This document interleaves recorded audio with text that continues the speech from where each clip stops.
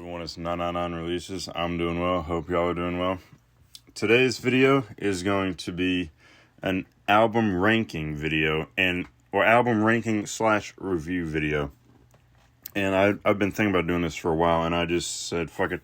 I got up early this morning. I'll go ahead and knock this shit out. I'm going through each album and I'm ranking it, and I'm answering a bunch of questions about it, like the characteristics of the album, the heavy hitters on the album, my personal favorite song on each album, I'm choosing a song off each album that I call like an artistic masterpiece, like something that was just really well put together, and it's just like a not perfection, but it's just an artistic masterpiece.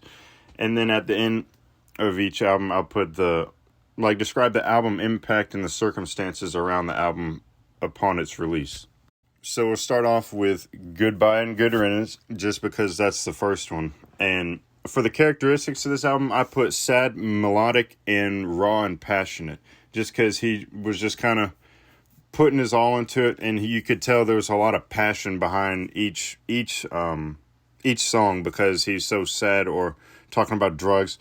And I put the heavy hitters, like the heavy hitting songs on the album, as Lucid Dreams, All Girls Are the Same, Lean With Me, Black and White, and Wasted. And then they added 734 later, but I'm not sure if I'm going to really consider that one part of the album, because they added it so far later, like so much longer after the album actually came out.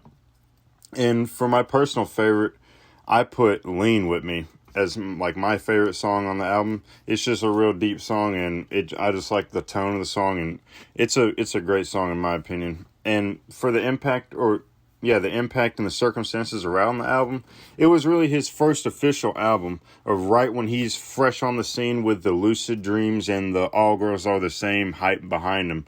So everybody's just figuring out about him, and this was his first album just fresh on the scene as Juice WRLD.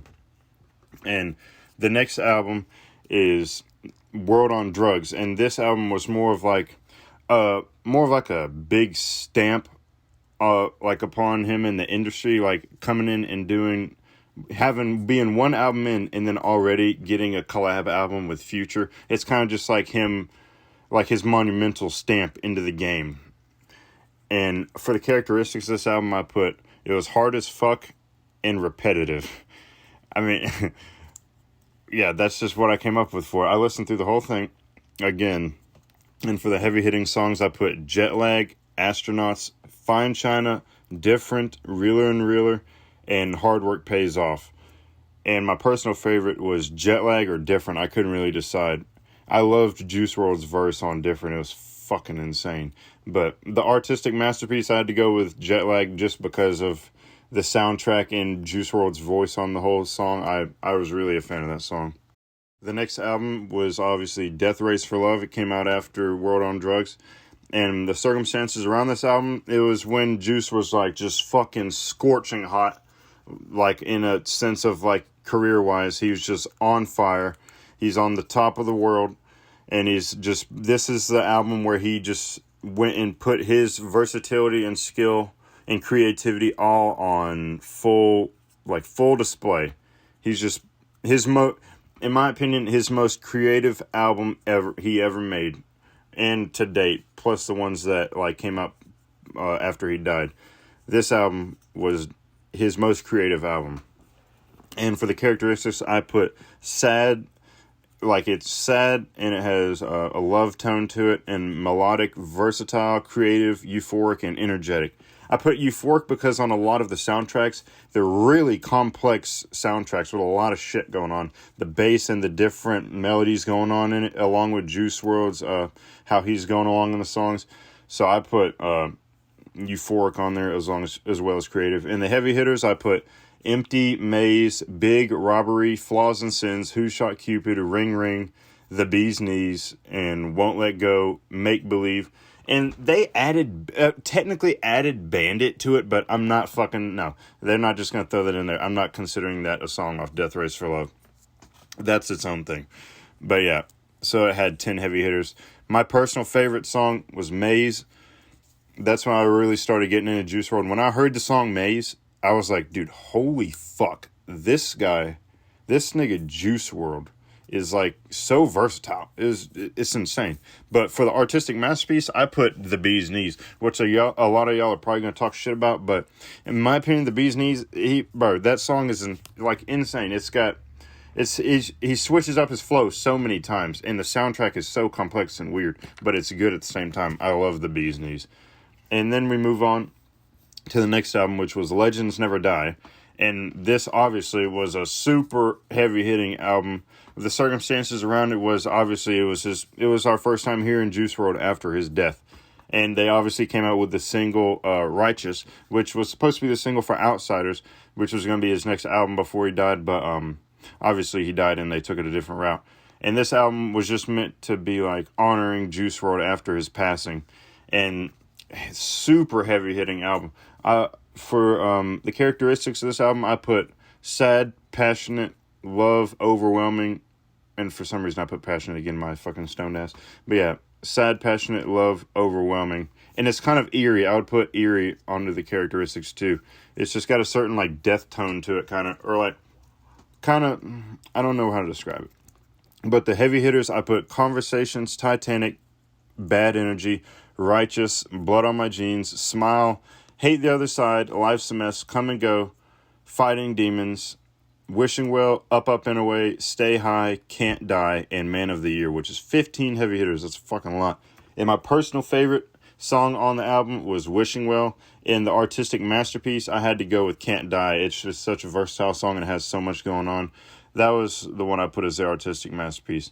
And then we go on to the last but not least, the most recent one, which is Fighting Demons, that obviously came out alongside the documentary, and it had so much anticipation behind it because those fuckers at Grade A said they were going to give us The Party Never Ends, but obviously that didn't happen, and they pushed it back, and then they completely switched up what they were doing. So they put this out alongside the Into the Abyss documentary, which was alright. And the characteristics, I put sad, crisis, dark / eerie tone, and addiction. And I could have put addiction on almost all these, but yeah, y'all know. My personal favorite, I put Burn.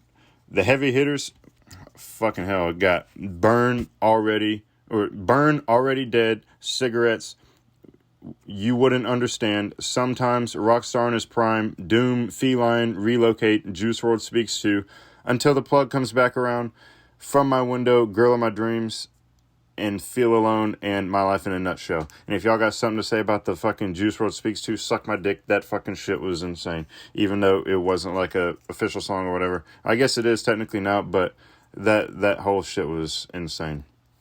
In the artistic masterpiece off of Fighting Demons, I went with Girl of My Dreams, but only Juice WRLD's part, because fuck the other part, nobody knows what the fuck they're saying.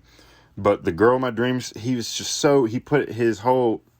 putting his fucking all into that song, and it was so good. The vocals were so crisp. The whole song was amazing. But not the whole song, the Juice WRLD's part was amazing. And finally, to the rankings.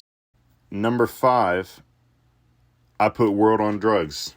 Because, personally, that was my least favorite of the albums. The album wasn't that good. It was so highly anticipated. It's just not my favorite.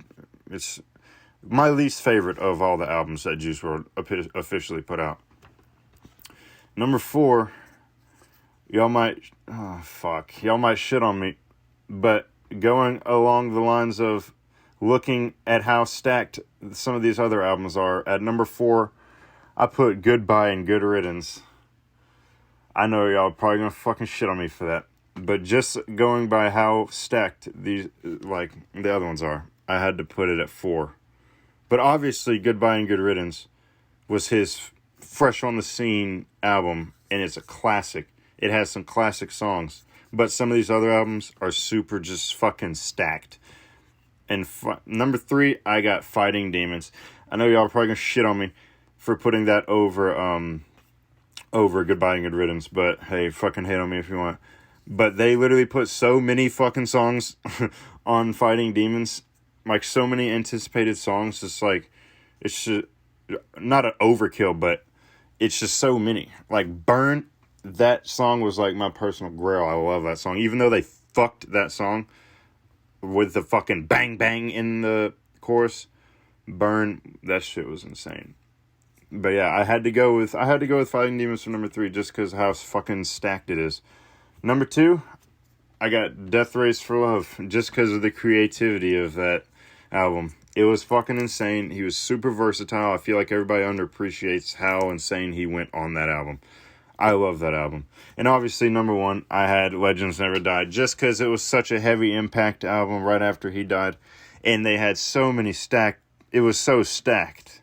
Like, some of the songs on Fighting Demons are better than some of them on Legends Never Die, but there's something, the way the whole album Legends Never Die hit, it was just insane. And Wishing Well, I don't know. I just put it as number 1. I might disagree with my own list like a month from now or 2 months from now, but right now I put this.